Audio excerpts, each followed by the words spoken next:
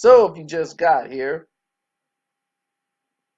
we'll tell you flat out, don't forget to donate to the page. Click the link in the description box and definitely donate to the page when you get a chance to. We appreciate it.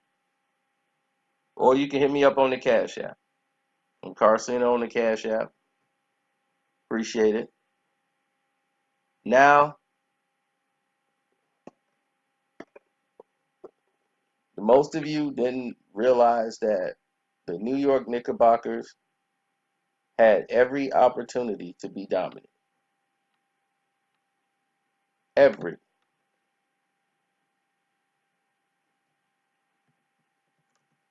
And they've had head coaches.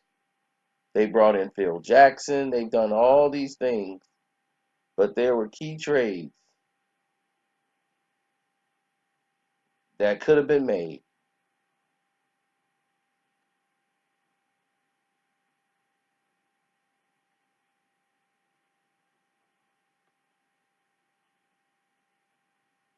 Very key trades that could have been made.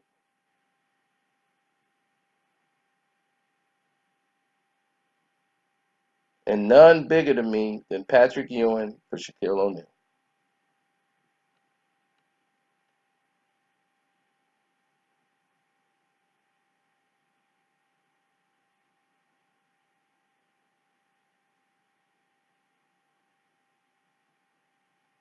That, to me, was the biggest loss for the New York Knicks.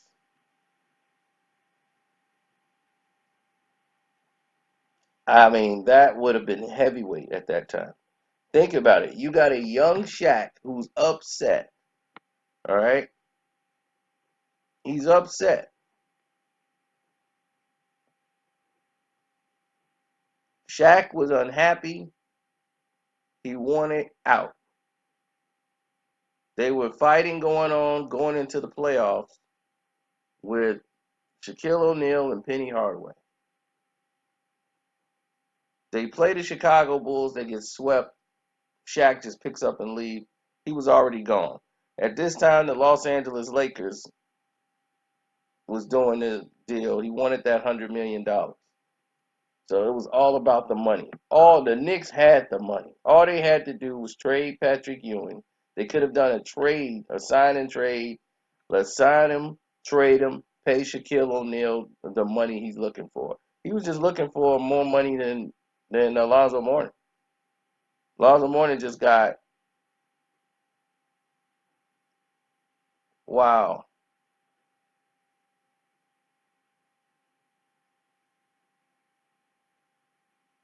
unbelievable.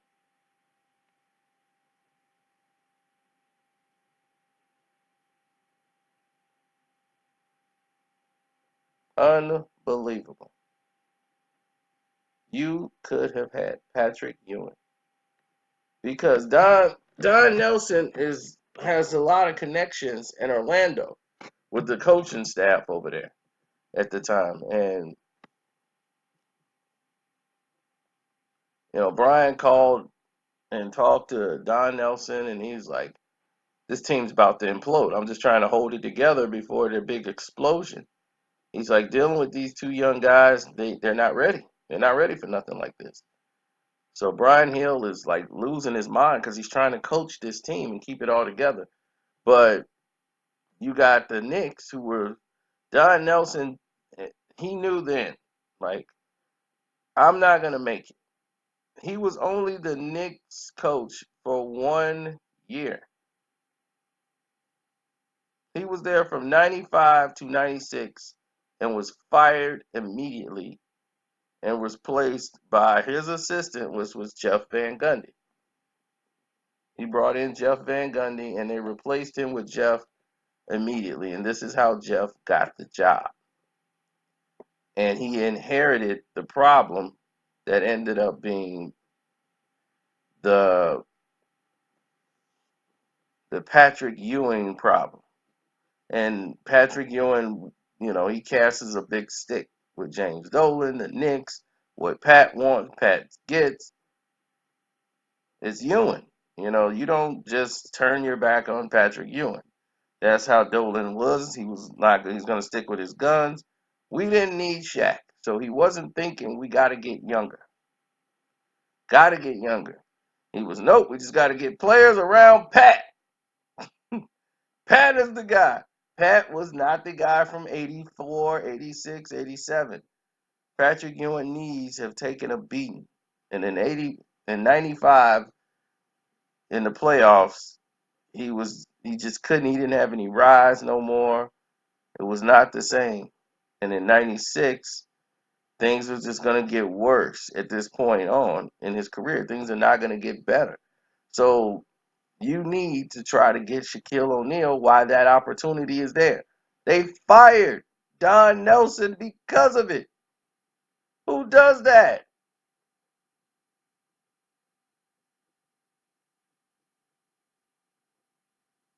Who does that?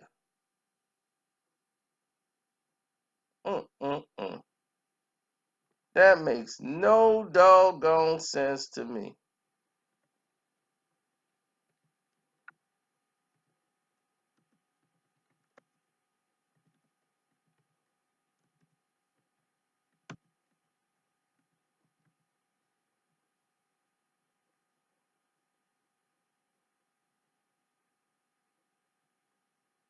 I think, honestly,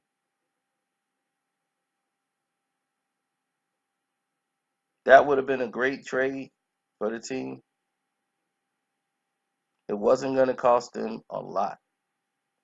It would have cost them Monty Williams, Patrick Ewing, and some draft picks. That's it.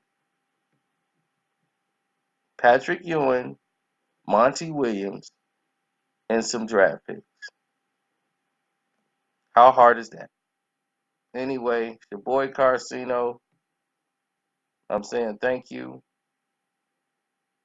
again for all the love and support, and I'm out.